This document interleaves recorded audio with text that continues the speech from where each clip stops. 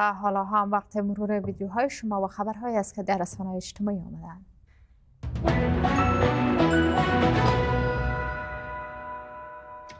همکارم شبنم دوران اینجا با من در استودیو است تا برای ما بگوید که در شبکه‌های اجتماعی چه خبرهاست. شبنم، امروز چی هست؟ وحیده جان، قسمی که اکمل امیر برای روز ششم سرخط خبرها است، در سوشال میدیا هم سر زبانها.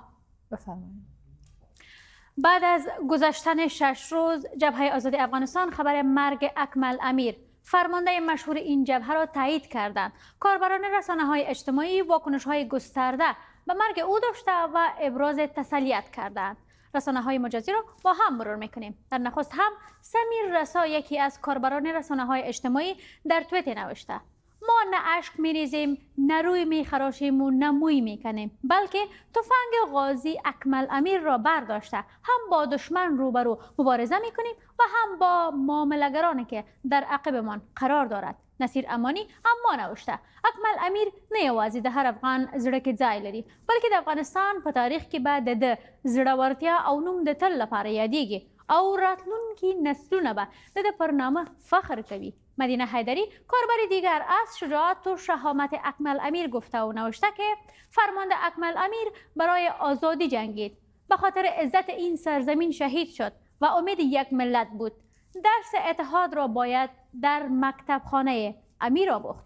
در این میان آزاد شمالی همچنان به این موضوع پرداخته و توییت زده که غازی اکمل امیر ثابت کرد که اتحاد و وحدت چه است. برادرهای پشتون، هزاره و ازبک ما نشان دادند که اکمل امیر قهرمان یک منطقه نیست، از همه افغانستان است و به همه اقوام مربوط می شود. از سوی دیگر عثمان نورزی مرگ او را ماتم ملی دانسته و نوشته: نن ملي ماتم دی او یو ځل بیا د ټول افغان ولس زړونه زخمی شول. هغه یو شعر هم پر خپل ټویټر پاڼه لیکلی چې وایي: وخت به راځي چې غاښ د زهرو به ښامار نه لري، منصور به ګرځي مستانه ملا به دار نه لري. ندا تاجک، کاربر دیگر، اکمل امیر را مدافع ملت دانسته و نوشته: قبل از تعلق به جبهات سیاسی سمت و منطقه اعضای جبهه آزادی مدافعان ملت بودند. اجمل سیلاب نیز از مجاهدت و رشادت اکمل امیر گفته و توییت زده که شما کسانی بودید که برای دفاع از خاک و ناموس خود فداکاری کردید. و او افزوده: صدایت برای من انرژی میداد، متاسفانه برای همیشه خاموش شد. خوشحال گربز، کاربر دیگر، مرگ اکمل امیر را باور نکردنی دانسته و گفته: کله نکله د بعض انسانانو مرگ زړونه نه مني. هغه زیاته کړې: د اتل اکمل امیر مرگ به ټول افغانان او ټول ملت یې سخت ورته تمام شوی دی. زهرا کاظمی، خواهان ادامه راه اکمل امیر و همسنگرانش شده و در رشته توییت نوشته: ای کاش شهادت فرمانده امیر و همسنگرانش را رمز اتحاد، قیام ملی و پیروزی نمایید و راهشان را ادامه دهید. و در توییت اخیر از خالد امیری میخوانیم: او زحمات و قربانی های اکمل امیر را سپاسگزاری کرده و نوشته: مننه د افغان وطن میړني بچیه، ستا وینه دغه ستره قرباني او قهرمانی به رنگ راوړي، یاد دې تلپاتې. حال هم وقت روایت شما هست. در این بخش ویدیوهایی را که شما برای ما فرستادید با هم میبینیم. در ویدیویی که شهروندی از غزنی فرستاده میگوید طالبان در خیابانهای غزنی بدون کدام دلیل منطقی موانع گذاشتند. اینجا ولایت غزنی است. قسمی که شما میبینید شهرهای عمومی کابل و قندهار است. اینجا شما میبینید قبلا راه مستقیم بوده، یک راه وجود داشته، دو سه جای در این سرک راست و شما میبینید که امارت اسلامی این راه ها را مسدود ساخته.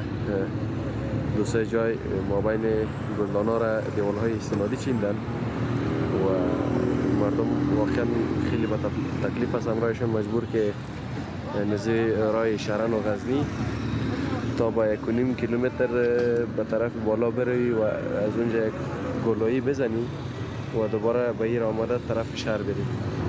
واقعا به مردم مشکلات زیاد را ایجاد ساختن. و در ویدیو دیگری که برای ما رسیده، یکی از پناهجویان افغان از روند بازگشت پناهجویان افغان از ایران روایت می کند.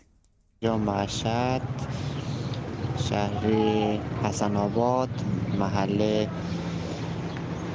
ایرانی، اتباع خارجی رو که میبینید همش آمدن تو برگردن به افغانستان حدود 3000 تا 3500 نفر میرسد.